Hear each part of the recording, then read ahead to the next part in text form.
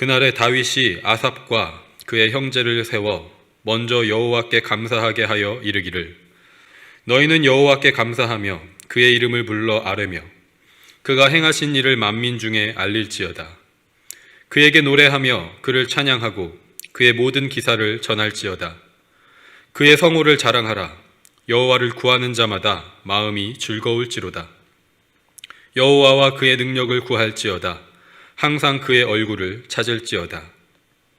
그의 종 이스라엘의 후손 곧 택하신 야곱의 자손 너희는 그의 행하신 기사와 그의 이적과 그의 입의 법도를 기억할지어다. 그는 여호와 우리 하나님이시라. 그의 법도가 온 땅에 있도다. 너희는 그의 언약 곧 천대에 명령하신 말씀을 영원히 기억할지어다. 이것은 아브라함에게 하신 언약이며 이삭에게 하신 맹세이며 이는 야곱에게 세우신 율례 곧 이스라엘에게 하신 영원한 언약이라. 이르시기를 내가 가나안 땅을 내게 주어 너희 기업의 지경이 되게 하리라 하셨도다. 그때에 너희 사람 수가 적어서 보잘것 없으며 그 땅에 객이 되어 이 민족에게서 저 민족에게로 이 나라에서 다른 백성에게로 유랑하였도다. 여호와께서는 사람이 그들을 해하기를 용납하지 아니하시고 그들 때문에 왕들을 꾸짖어 이르시기를 나의 기름 부은 자에게 손을 대지 말며 나의 선지자를 해하지 말라 하셨도다. 아멘. 하나님의 언약을 기억하라 라는 제목으로 함께 하나님 말씀 나누도록 하겠습니다. 드디어 하나님의 언약궤를 예루살렘으로 옮겼습니다. 옮겨진 언약궤는 다윗이 준비해 놓은 장막 한가운데에 놓여졌습니다. 다윗은 언약궤를 옮기자마자 레위 자손인 제사장들에게 명령하여 이스라엘 온 백성들과 함께 번제와 화목제를 하나님께 드렸습니다. 제사를 드린 후에 다윗이 레위 사람들을 세워서 하게 한 일이 또 하나 있습니다. 16장 4절 말씀에서와 같이 하나님께 감사하며 찬양하는 일이었습니다. 그래서 그들은 언약궤 앞에서 비파와 수금과 재금과 나팔 등의 각종 악기를 연주하면서 항상 하나님께 감사하고 하나님을 찬양하는 일을 맡았습니다. 이어지는 오늘 본문 말씀에는 그 감사와 찬양의 내용이 무엇인지가 기록되어 있습니다. 쉽게 말하면 그들이 악기로 연주하면서 부른 찬송의 가사가 적혀 있는 것입니다. 이 찬송은 16장 8절에서 시작하여 36절까지 이어지는데 여러분께서 가지고 계신 성경에도 아마 표기가 되어 있을 것입니다. 사실은 시편 105편, 96편, 106편의 내용을 재구성한 것이라는 것을 알 수가 있습니다. 특별히 오늘 본문 8절부터 22절은 시편 105편 1절부터 15절의 내용과 일치하고 있습니다. 부분 내용을 간략하게 살펴보면 8절부터 11절은 하나님께 감사하고 찬양하고 그의 이름을 자랑하고 그의 능력을 구하라고 이스라엘 백성들을 초대하고 명령하고 있습니다. 이어지는 12절부터 14절은 하나님께서 이스라엘을 택하셔서 그들의 하나님이 되셨다는 것과 그들에게 행하신 놀라운 일들을 기억하라고 말씀하십니다. 15절에서 18절은 하나님께서 그들에게 행하신 일이 아브라함과 이삭과 야곱에게 주신 언약, 가나안 땅을 주시겠다고 하신 영원한 언약 때문이라는 것을 기억하라고 합니다. 그리고 마지막으로 19절부터 22절에서는 그들이 이집트에서 노예 생활을 하고 광야에서 오랜 기간 방황하면서 여러 민족과 나라들 사이에서 유랑했었음에도 불구하고 하나님께서 세우신 언약대로 행하셨다는 것을 선포하고 있습니다. 이처럼 다윗은 레위 자손들에게 언약궤 앞에서 언약을 세우시고 언약을 지키시는 하나님께 감사하고 찬양하게 했던 것입니다.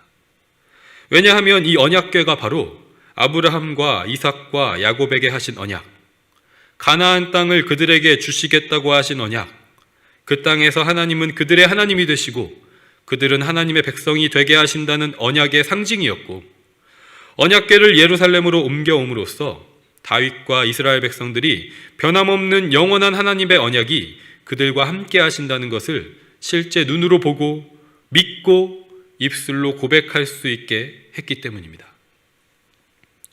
하나님께서 세우신 하나님의 마음에 합한 자 다윗 왕을 중심으로, 그리고 하나님의 말씀대로 세워진 레위 자손이 성실히 담당한 하나님께 드리는 제사와 찬양을 중심으로 온 이스라엘이 하나님의 언약을 기억하고 하나님께 감사하는 하나님의 나라가 다윗 왕의 통치 때에 이루어진 것입니다. 그렇다면 바벨론 포로 생활을 마치고 돌아온 귀한 자들에게 이 찬양은 어떻게 들려졌을까요? 아마 400~500년 전에 언약궤를 다시 예루살렘으로 옮겨오는 데 성공했던 다윗의 업적, 조상들의 영광스러운 역사의 한 장면을 노래로 남긴 거라고 생각했을지도 모르겠습니다. 그런데 말씀을 자세히 잘 살펴보면 역대기 저자가 포로 귀환자들에게 전하고자 하는 메시지가 있었다는 것을 알 수 있습니다. 아까도 말씀드렸던 것처럼 오늘 본문은 시편 105편 1절부터 15절의 내용과 일치합니다. 그런데 자세히 들여다보면 시편의 내용을 그대로 복사해서 붙여넣기를 한 게 아니라는 것을 확인할 수 있습니다. 먼저 12절은 시편 105편 5절의 내용인데, 시편에서는 그의 종 아브라함이라고 되어 있었던 것을 본문 12절에서는 그의 종 이스라엘이라고 바꾼 것을 볼 수 있습니다. 그리고 15절은 시편 105편 8절의 내용인데, 시편에서는 하나님이 문장의 주어이신 반면에 본문 15절에서는 너희는 이 주어로 등장합니다. 마지막으로 시편 105편 12절에서는 그때에 그들의 사람 수가 적어서 라고 기록한 것을 본문 19절에서는 그때에 너희 사람 수가 적어서 라고 바꾼 것을 또한 알 수 있습니다. 역대기 저자가 시편의 내용을 인용하면서 이와 같은 변화를 준 이유는 무엇이었을까요? 그것은 바로 하나님의 언약이 다윗 왕이 언약궤를 예루살렘으로 옮겨왔을 때, 그 앞에서 제사 드리고 찬양했을 때 그 당시 그곳에 있었던 이스라엘 백성들에게만 유효했던 것이 아니라는 것을 포로 귀한 자들에게 말하고자 하는 것입니다. 비록 지금 그들 앞에 언약궤는 없지만 아브라함과 이삭과 야곱에게 주신 언약이 그들에게 주신 언약이라는 것입니다. 비록 그들에게 북이스라엘은 아시리아 제국에게 멸망당하고 남유다는 바벨론에게 멸망해서 여러 민족을 돌아다니며 방황한 역사가 있지만, 하나님께서 그들의 조상들에게 약속대로 가나안 땅을 주셔서 하나님의 나라를 이루게 하셨던 것처럼 이제 그들도 포로 생활을 마치고 조상들의 땅, 약속의 땅으로 돌아오게 되었다는 것입니다. 그리고 다시 그 땅에 성전을 세우고 하나님의 나라를 세우도록 하셨다는 것을 기억하게 하기 위해서였다는 것이죠. 그 변치 않는 영원한 약속이 그들의 조상들에게만 주신 약속이 아니라 지금 포로 생활을 마치고 돌아온 그들에게 주신 약속이라는 것입니다.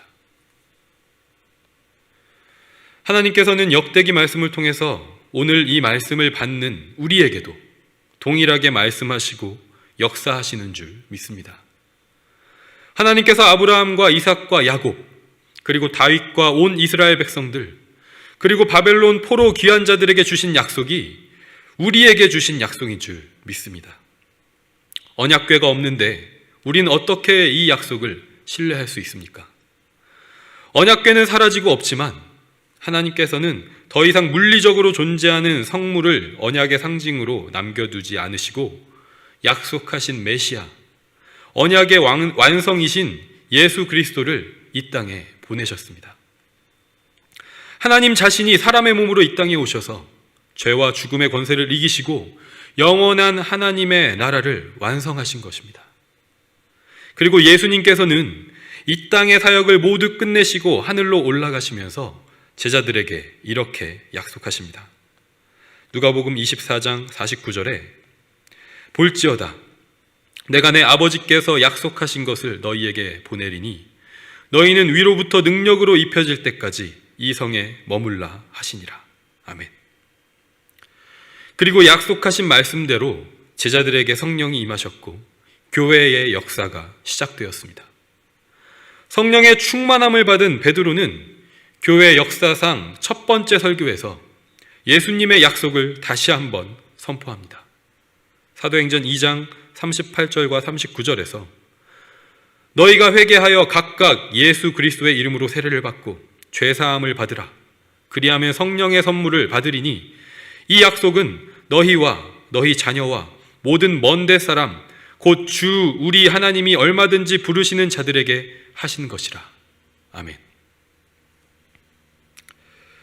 지금 우리 앞에 하나님의 언약과 임재를 상징하는 언약궤는 없습니다. 지금 우리 옆에 사람의 몸을 입은 예수님이 계시지는 않습니다. 하지만 우리에게는 성령님이 계십니다. 예수님께서는 하나님 아버지께서 약속하신 성령을 보내셨고 성령님께서 바로 지금 우리와 함께 동행하고 계신 것입니다. 물건으로 존재했던 언약궤와 성육신하신 예수님은 특정 시대와 장소 안에서만 존재했지만 하나님의 영, 예수 그리스도의 영이신 성령님은 모든 시간과 장소를 초월하여 영원히 우리와 함께 계십니다. 우리는 이 약속을 받은 존재들입니다. 사랑하는 성도 여러분, 이 약속을 받은 자로서 우리가 할 일은 무엇입니까? 그것은 바로 오늘 말씀처럼 이 약속을 주신 하나님께 항상 감사하는 것인 줄 믿습니다. 이 약속을 주신 하나님을 항상 찬양하는 것인 줄 믿습니다. 그리고 이 약속을 항상 기억하는 것인 줄 믿습니다. 기억한다는 뜻을 가진 히브리 원어는 탄원한다라는 뜻을 함께 가지고 있습니다. 따라서 기억한다는 것은 동시에 하나님께 탄원하고 간구하는 것이 됩니다. 그런데 이 탄원과 간구는 나의 욕심과 나의 뜻을 반영하는 것이 아니라는 것입니다. 왜냐하면 이 탄원과 간구는 그 단어의 뜻이 내포하는 것처럼 하나님의 약속을 기억하면서 드리는 기도가 되기 때문입니다. 우리가 언약을 주신 하나님께 감사하고 언약을 주신 하나님을 찬양하고 그 언약을 기억할 때 우리는 온전하게 하나님의 뜻을 이루는 기도를 하게 되는 줄 믿습니다. 내가 원하고 바라는 나의 모습, 내가 원하고 바라는 가정의 모습, 내가 원하고 바라는 우리 공동체의 모습을 구하지 않고 하나님이 주인 되신 나의 모습, 예수 그리스도가 다스리시는 가정의 모습, 성령님께서 이끌어 가시는 교회의 모습을 위해서 간구하고 기도하게 될 줄로 믿습니다. 함께 한번 상상해 보면 좋겠습니다. 하나님의 약속이 이루어진 나의 삶, 나의 가정, 우리 공동체의 모습은 어떤 모습일까요? 이 아침에 우리가 함께 그 모습을 바라보면서 하나님께서 주신 약속을 기억하고 그 약속이 이루어지길 소망하며 기도하길 원합니다. 하나님의 언약대로 다윗과 이스라엘 백성들에게 하나님의 나라가 임했던 것처럼 오늘 우리 삶에, 우리 가정에, 우리 공동체에 성령께서 충만하게 임하시는 은혜가 있기를 주님의 이름으로 축복하고 소망합니다.